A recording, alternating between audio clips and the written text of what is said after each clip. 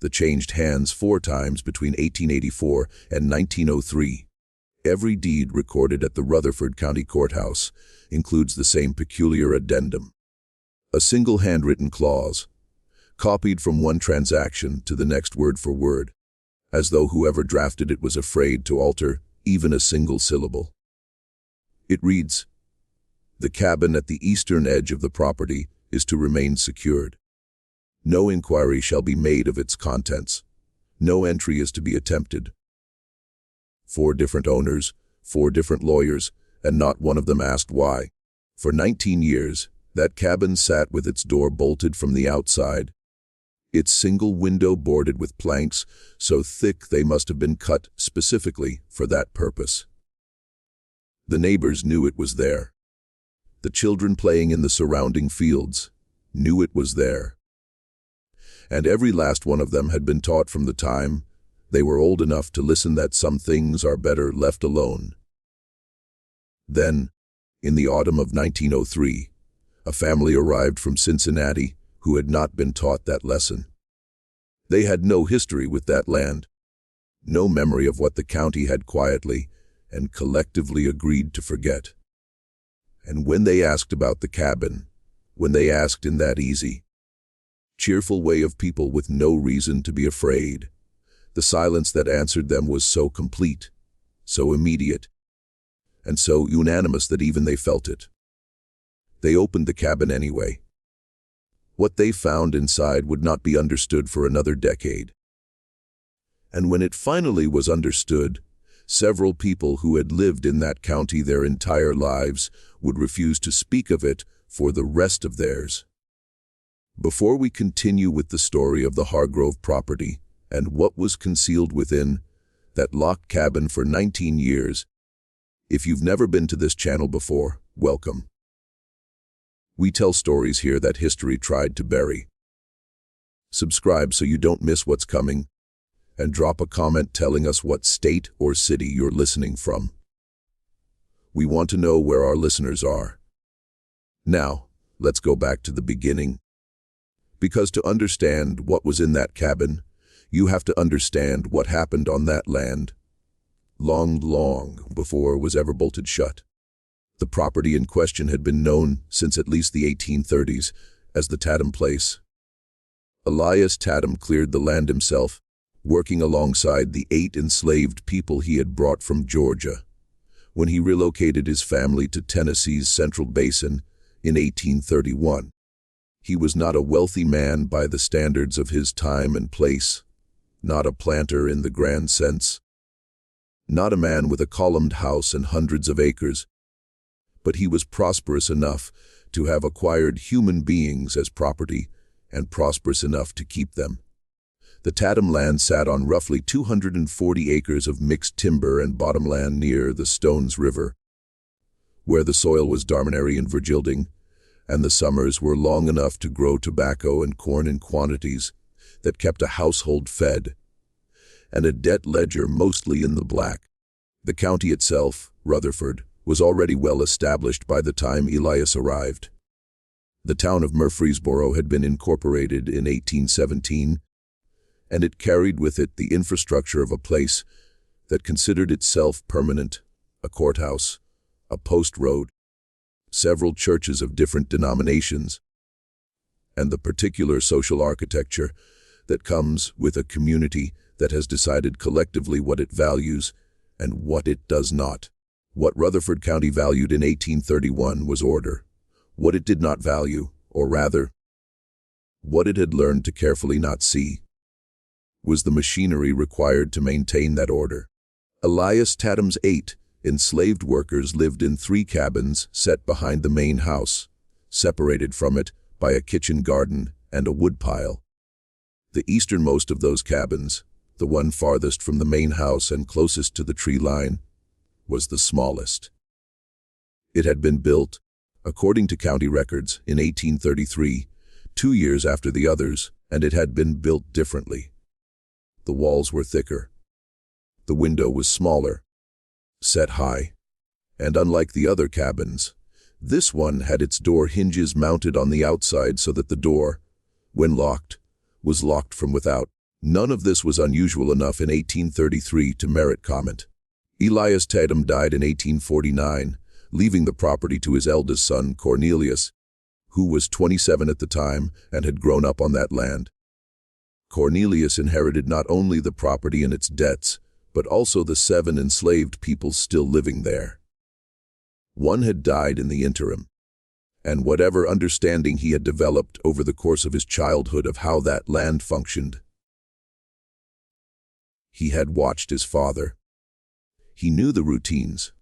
He stepped into the management of the property with the ease of a man who has been rehearsing a role his entire life without quite realizing it. By 1855, Cornelius Tatum was running the property with 9 enslaved workers, having acquired 2 more through a transaction with a neighbor settling debts.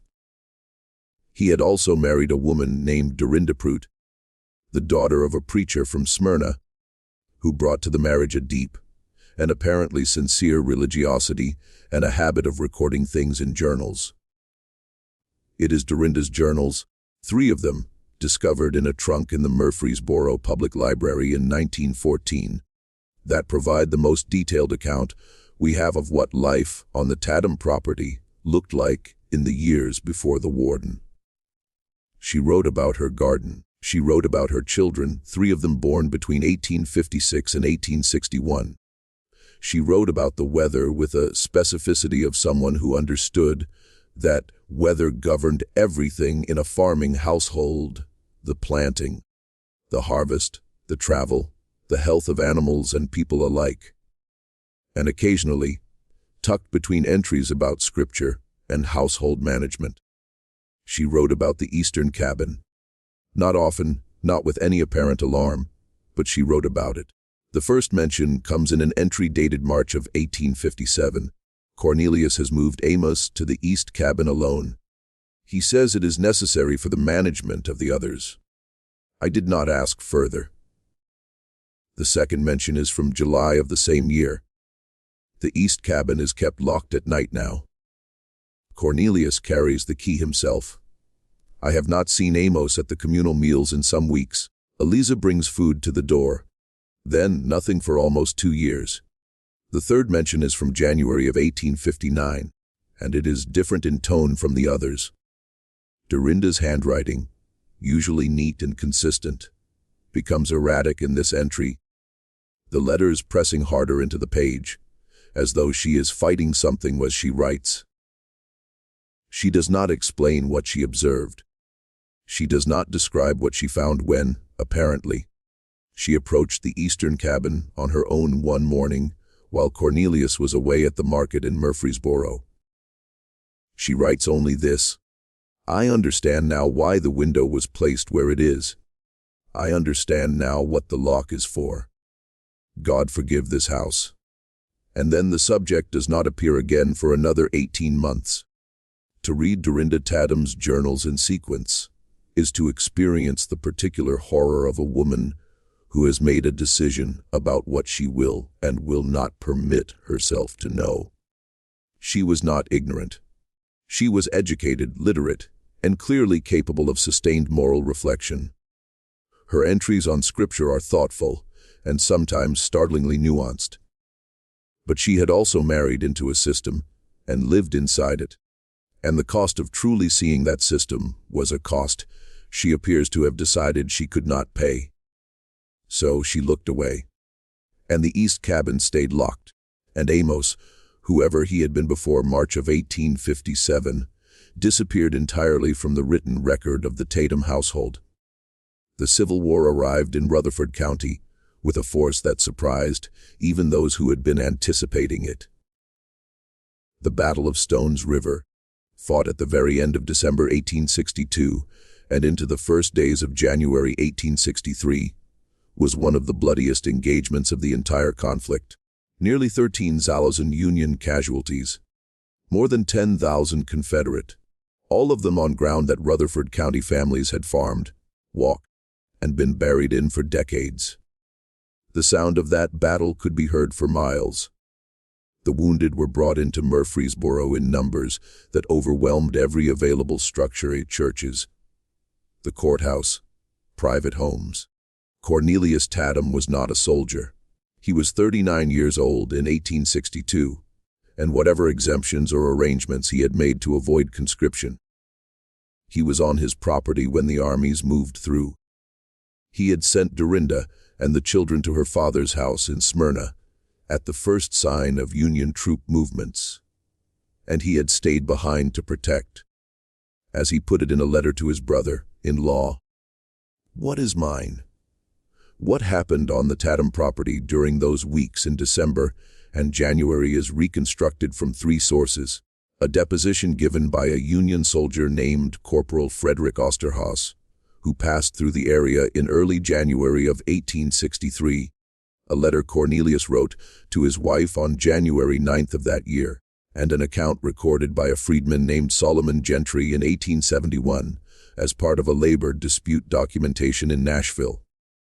Corporal Osterhaus, in his deposition, noted that his unit had camped briefly on or near the Tatum property on the night of January 4th. He wrote that they observed a structure at the eastern edge of the farmyard, a small cabin, heavily built, with a bolted door, and that they heard from inside it a sound he described as a voice. Though not speaking in any way I could make out, more like something between a man singing to himself and a man talking to himself who has been doing it so long he has forgotten. There is a difference. He wrote that they did not open the cabin. They had orders to keep moving. Cornelius's letter to Dorinda, written 5 days later, makes no mention of Union soldiers on the property. It is taken up almost entirely with the condition of the livestock and the state of the outbuildings after what he calls the disturbances of last week. Near the end of the letter, in a passage that seems to have been added almost as an afterthought, he writes, "The situation with Amos has resolved itself. There is no need to discuss it further when you return." Solomon Gentry's account, recorded 8 years after the fact in the context of a labor dispute that had nothing directly to do with the Tatum property, contains a single passage that seems to refer to these events. Gentry had worked on a neighboring property before and after the war, and he had known some of the people from the Tatum household. He wrote, or rather dictated, since the account was transcribed by a Nashville clerk, that in the first week of January 1863, a man came out of the woods on the eastern side of the Tatum place and walked through 3 fields before anyone saw him. He could not say his own name when they asked him. He had been in that place, the small one with the thick walls, since before the cold came. Nobody counted how long. When they asked him questions, he answered, but the answers did not fit the questions, like a man who has been keeping time in a way that does not match the clock everyone else is using. Gentry does not name this man. He does not explain what happened to him afterward. The account moves on to other matters, and the passage sits there in the middle of a labor document like something that wandered in from a different story. It is the only surviving first-hand account that might, if you read it carefully enough, describe Amos walking out of the east cabin during the chaos of the battle's aftermath. Or it might describe someone else entirely. The documents do not resolve this question. They only raise it and then fall silent, the way documents from that era often do, when they brush up against something that the people keeping those records had decided, collectively, not to record. Cornelius Tatum survived the war, but his property survived it less well. The tobacco fields had been largely disrupted.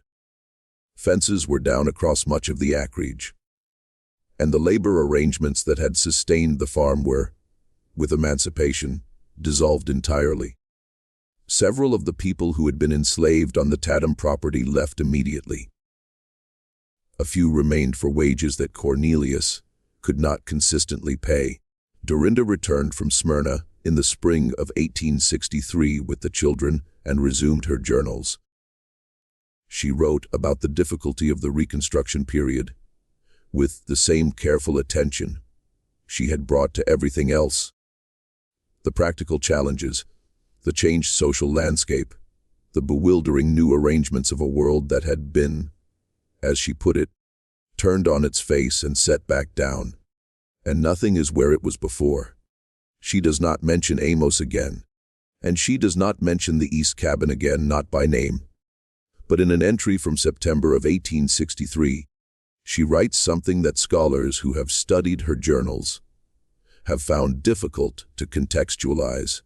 Cornelius has begun to use the East Cabin for storage. Tobacco tools mainly.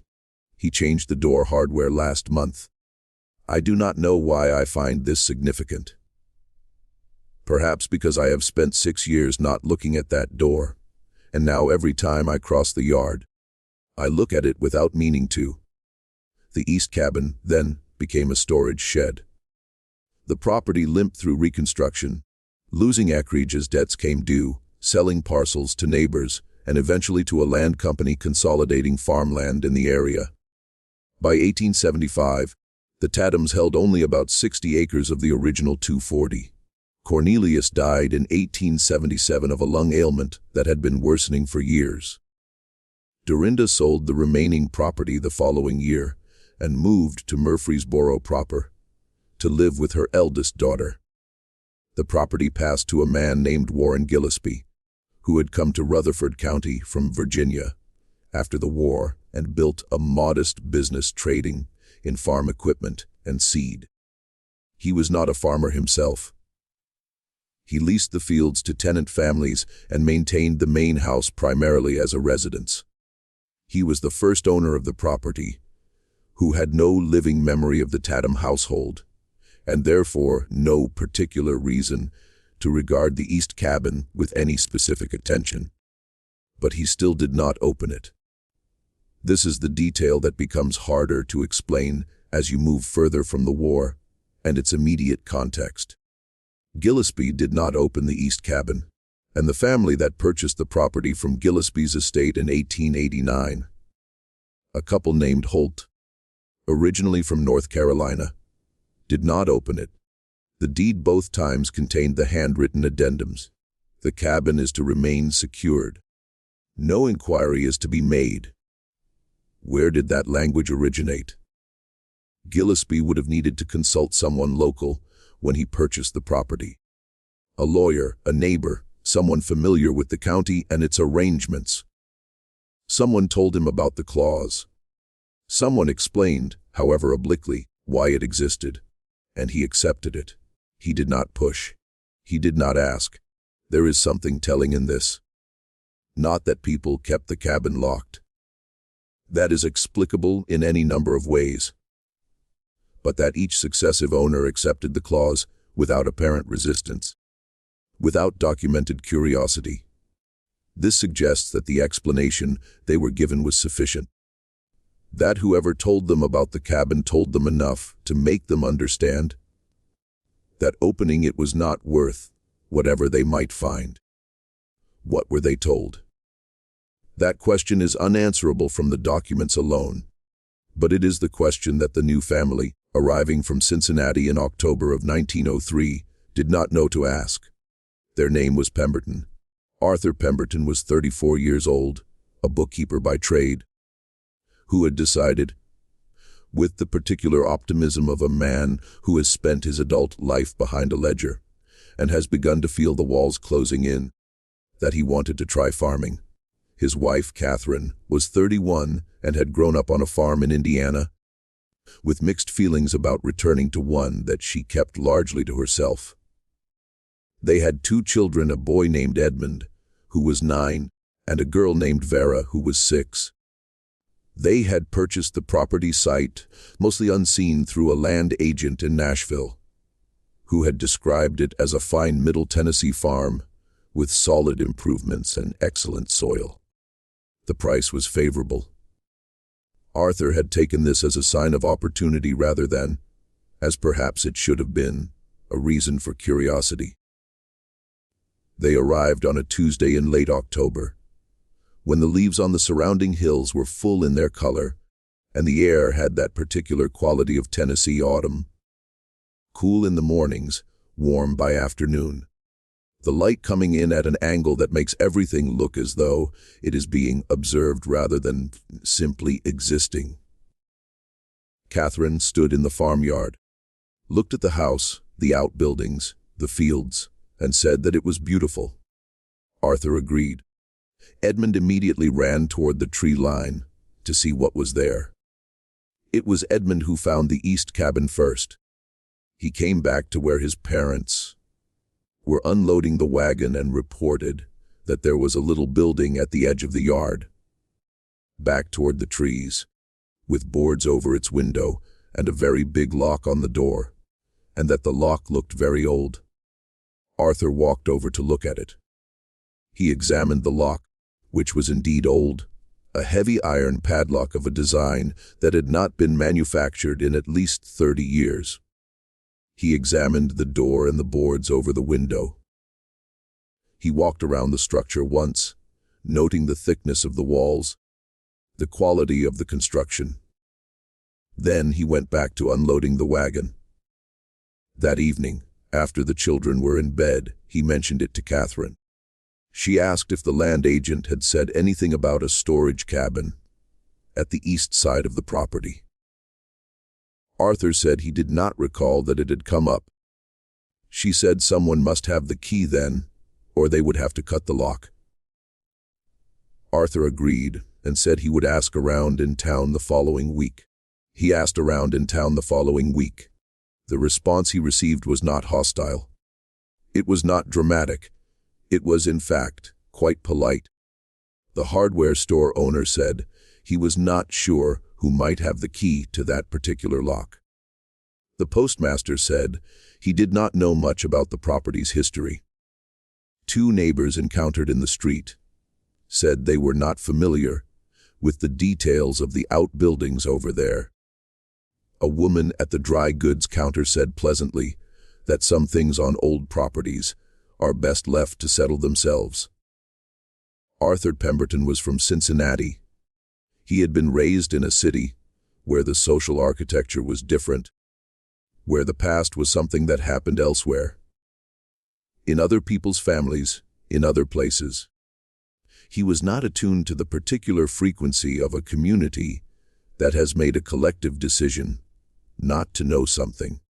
He heard the vagueness in what people said to him and attributed it to the natural reticence of rural Tennesseans toward newcomers.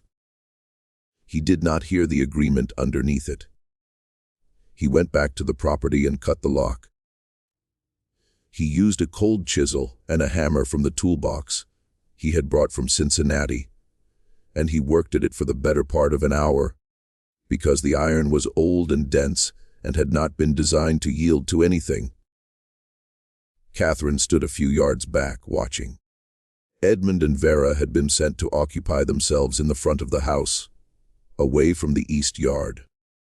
The morning was overcast, the light flat and gray, the trees at the edge of the property already stripped of most of their leaves.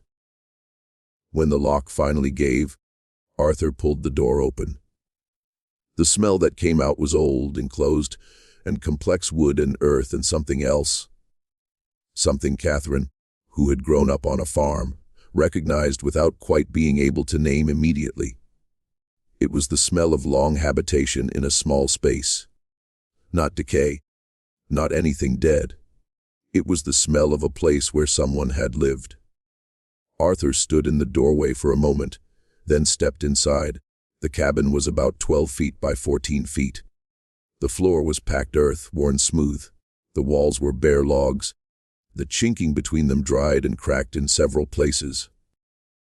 High on the eastern wall, just below the roof line, was the single window, with its board still in place. The light that came through the gaps in the boards was thin and came in stripes across the floor. Along the south wall was a plank shelf. On the shelf were objects: a tin cup, badly rusted, a piece of rag, unrecognizable as anything specific, a small wooden implement of uncertain purpose, hand, carved, worn smooth with handling, and a series of marks on the wall beside the shelf, scratched into the wood of the log itself, deep enough to have required sustained effort. Marks arranged in groups, in a counting pattern. The kind of marks a person makes when keeping track of days. Arthur Pemberton stood in the east cabin for a long time, looking at those marks. He was a bookkeeper. He counted things for a living. He counted the marks. There were, depending on how you grouped them, somewhere between 480 and 520 days worth of marks on that wall. Give or take a week, that was approximately 16 to 17 months. He came out of the cabin and looked at his wife. She was watching him from where she stood in the yard, her arms folded against the October chill. She could tell from his face that something was wrong. She asked what was in there. He said it used to be where someone lived. She asked who. He said he did not know yet, but he was going to find out. Later that evening, he sat at the kitchen table with a lamp and began to write down questions, not answers. He had no answers yet. Just questions, in the careful, organized way of a man who has spent his working life making sense of numbers and what they represent. Who had been kept in that cabin, and why? For how long? Who had authorized it? Who had maintained it? And who, after everything that had apparently happened there, had decided that the door should be locked from the outside and not opened again? The questions covered 2 pages.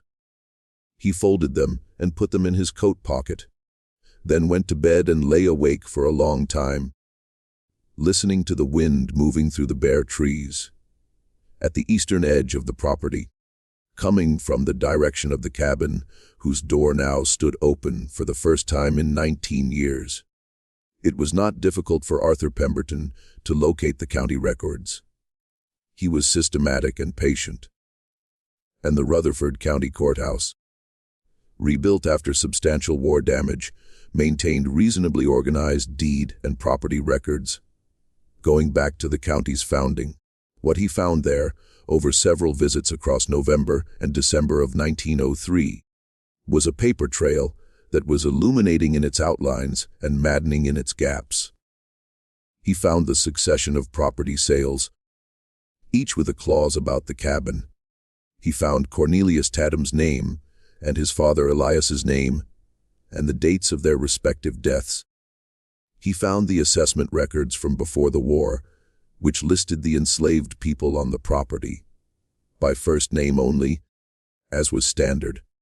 Names recorded not as people but as property values, each followed by an age and an approximate dollar amount.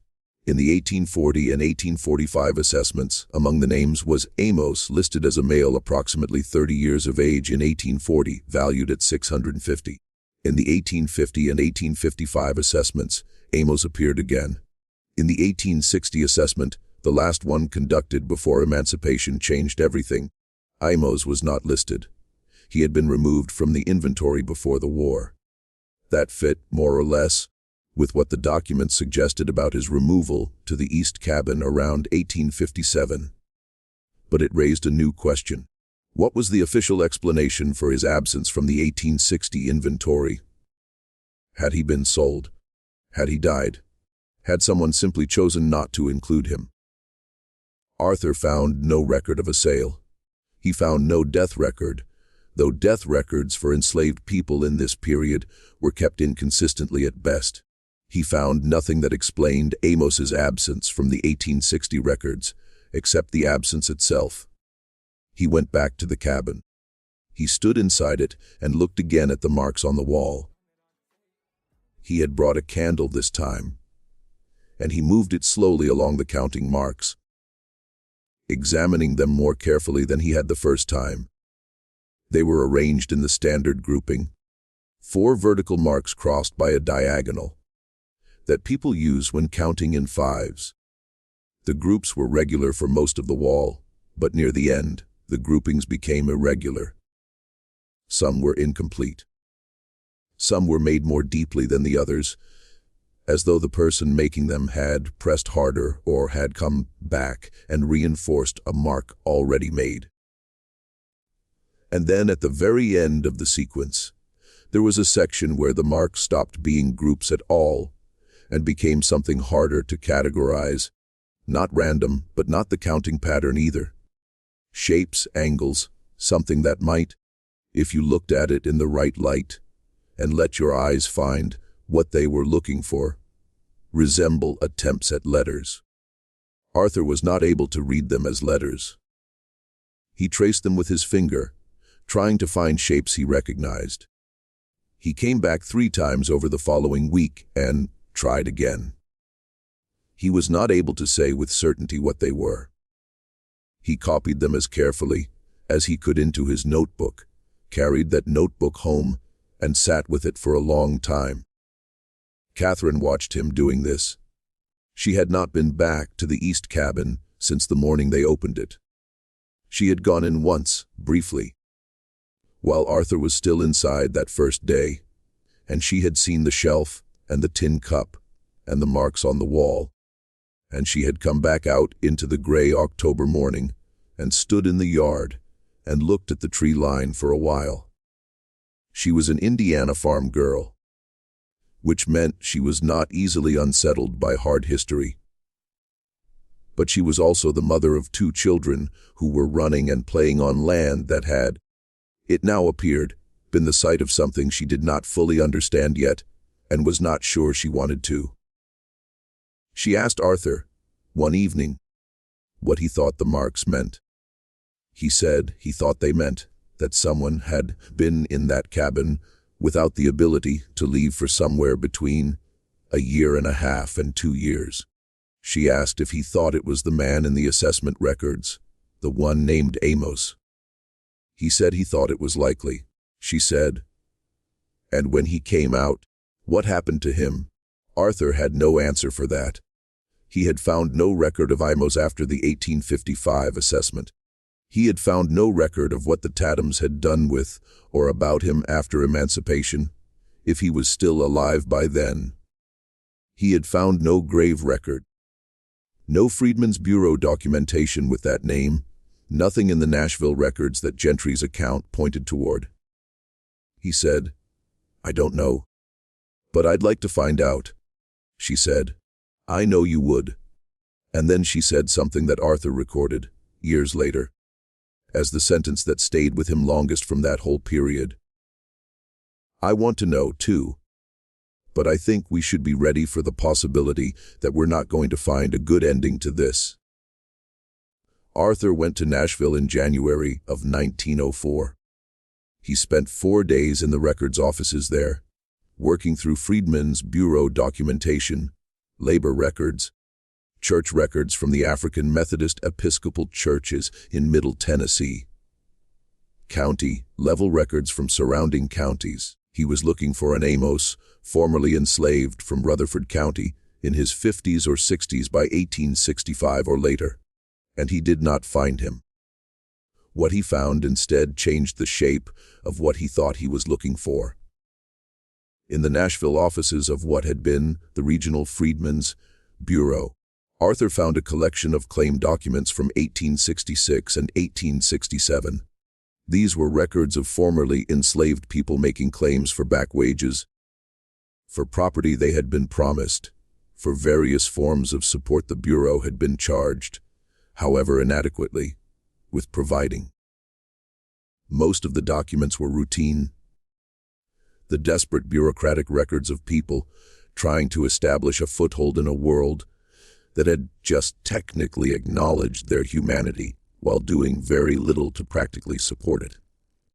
But buried in the middle of a folder of Rutherford County documents was a claim, not from Amos himself, but from a woman named Hester Gaines, who identified herself as formerly enslaved on a property in Rutherford County, Tennessee. Her claim was for wages owed by the estate of Cornelius Tatum. At the bottom of her claim form, in the space provided for additional information, she had written, or had dictated and had written for her, a single sentence that she apparently felt was relevant to her case. "There is a man who was on that property, who was not freed with the others, and I do not know if he is alive. His name is Amos Jaybird. Someone should look for him. Not just Jaybird, not just Amos, a surname, or rather, the kind of name that enslaved people sometimes carried as a form of identity that existed outside the records kept by the people who owned them. A name that meant something to Hester Gaines, who had known him. A name that meant he was a person with a history that extended before and beyond his captivity." Arthur Pemberton sat in the Nashville records office with that document in his hands and felt something shift in his understanding of what he had found in that east cabin. He had been thinking of it as a mystery, an old, troubling mystery, but a historical one. Something that had happened and been resolved one way or another in the distant past. The kind of thing that leaves marks on walls and then is over. But Hester Gaines's 1866 notation suggested it had not been resolved. That there had been someone in 1866, a year after the war ended, who was still asking about Amos Jaybird, who had made an official claim in the records of a government bureau in the hope that someone would look for him. Whether anyone had looked, Arthur could not determine. There was no follow-up document in the folder, no resolution. Just Hester's sentence sitting there in the Freedman's bureau records for 38 years, unanswered. If you have been with us this long into this story, you already understand why nobody wanted to talk to the Pembertons about that cabin. Leave a like if this is hitting you the way we think it is, and share this video with someone you think needs to hear it, because what Arthur found next, in the records he had not thought to check yet, is the part that changes everything, the key to what happened, the mechanism of it, the specific human decisions that produced that east cabin and what it contained. Came not from the grand repositories of Nashville, but from the basement of the Murfreesboro Methodist Church, where a deacon named Cyrus Ledbetter had, for reasons he himself apparently could not fully explain, preserved a collection of correspondence and personal documents belonging to several local families.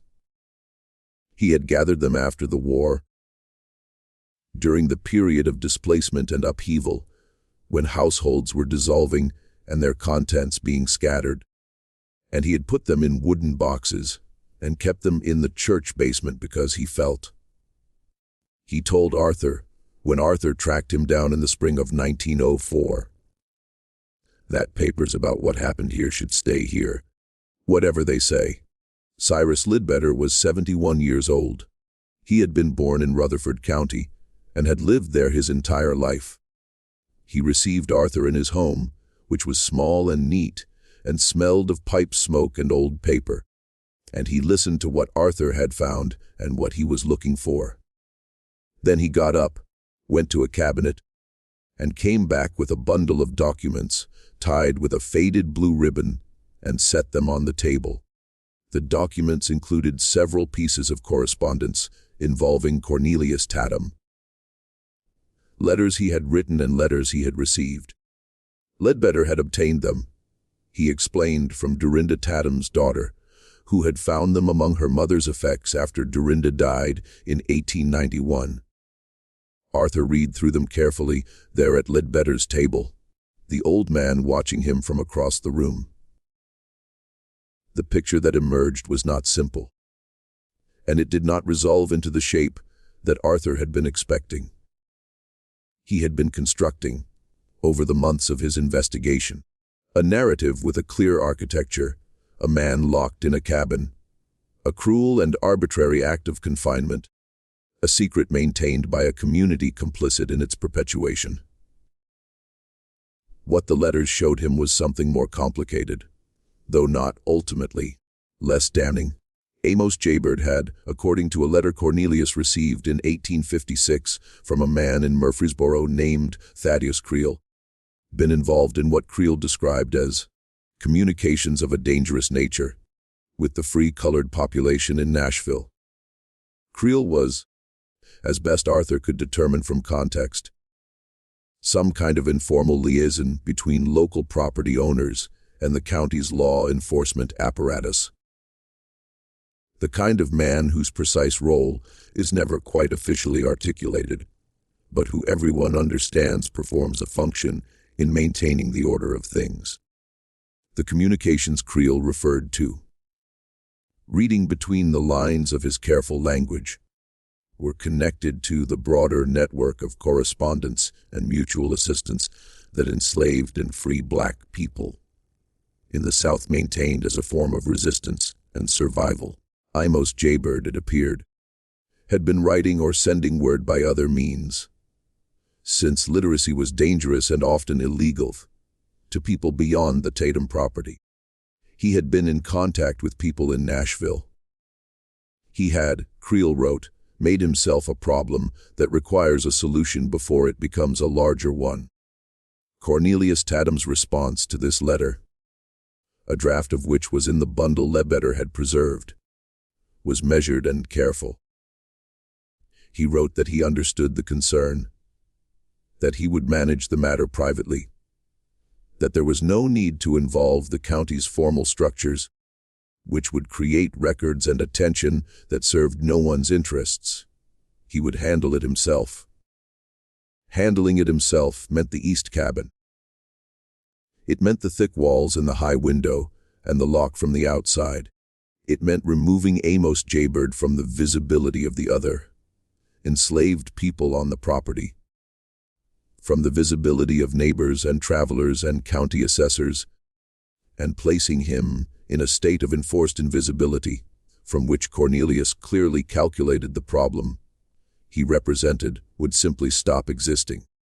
Arthur realized it was not an unusual calculation for its time and place.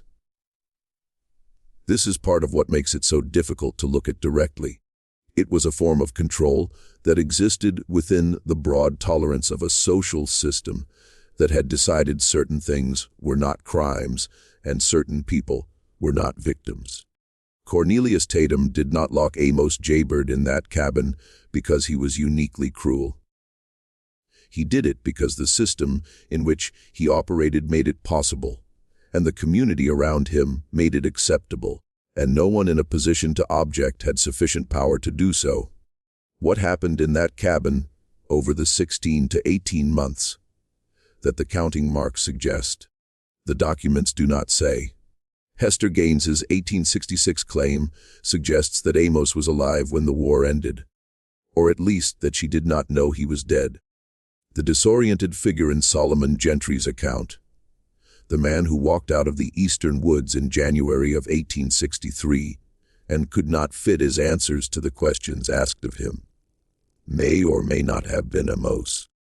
If it was, then the chaos of the Battle of Stones River, Union troops moving through, Confederate lines disrupted, the entire social architecture of the county momentarily suspended, had provided the only opening that the locked door could not withstand.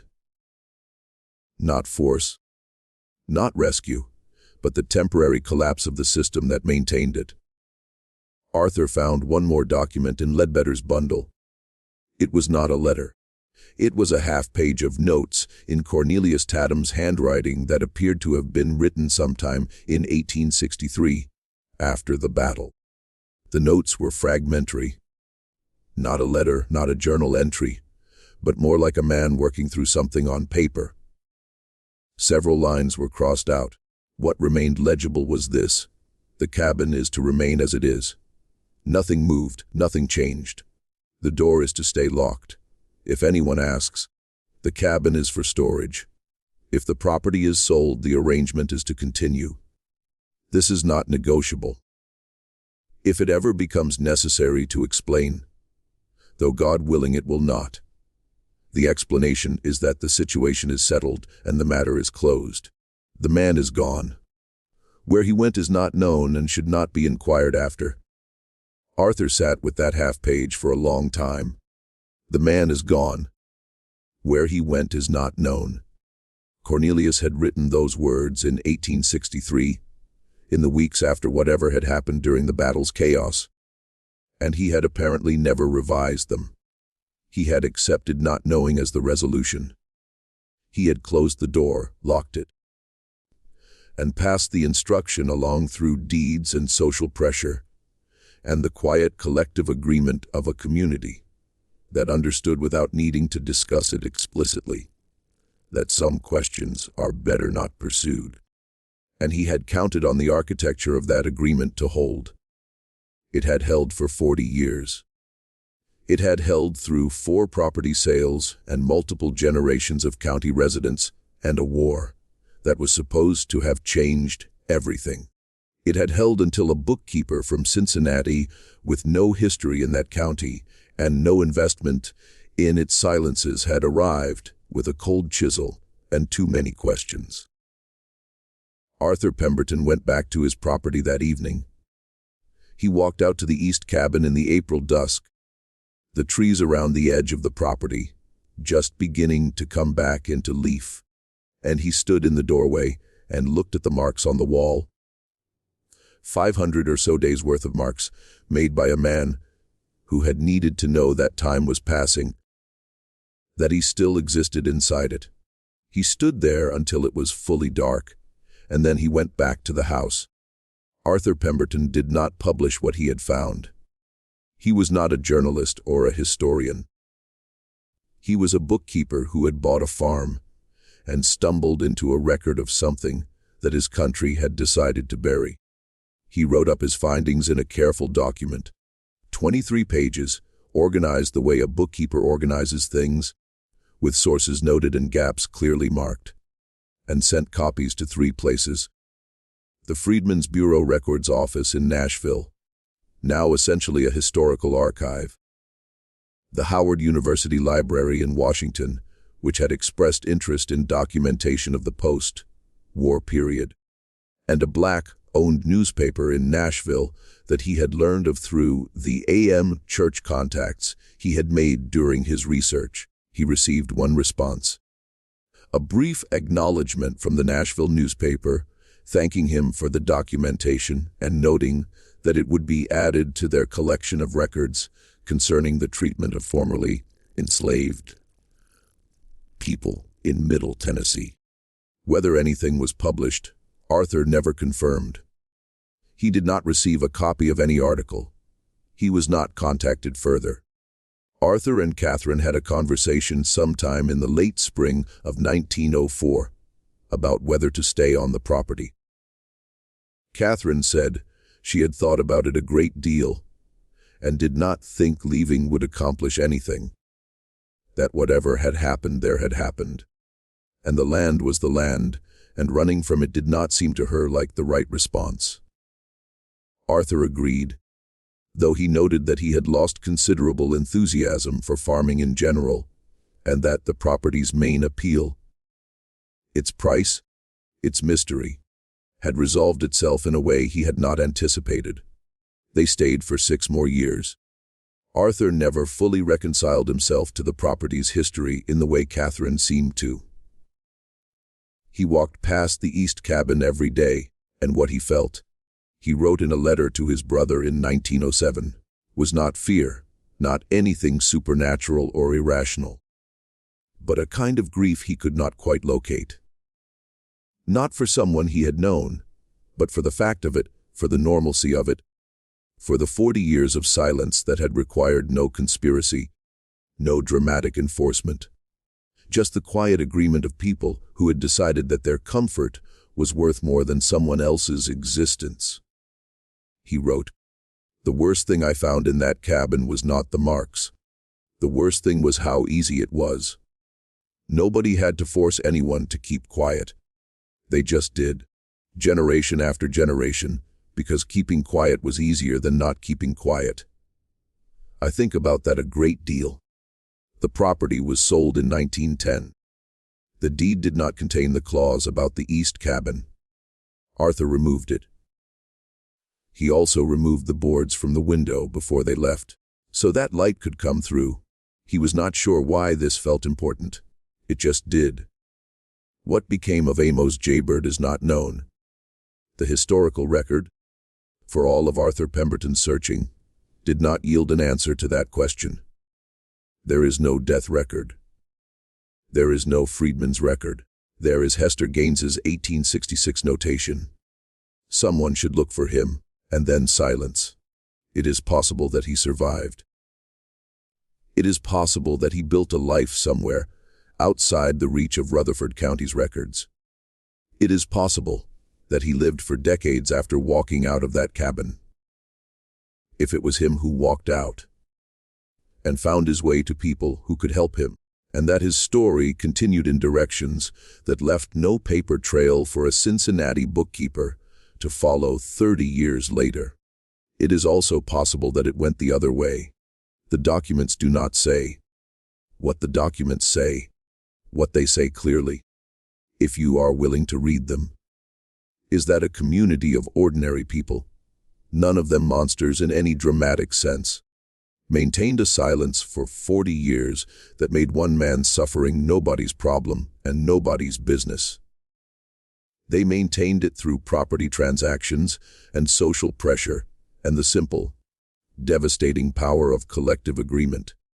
And when the silence was finally broken, it was broken by an outsider, someone who had not been taught to look away, wielding nothing more dramatic than a cold chisel and the assumption that questions deserve answers.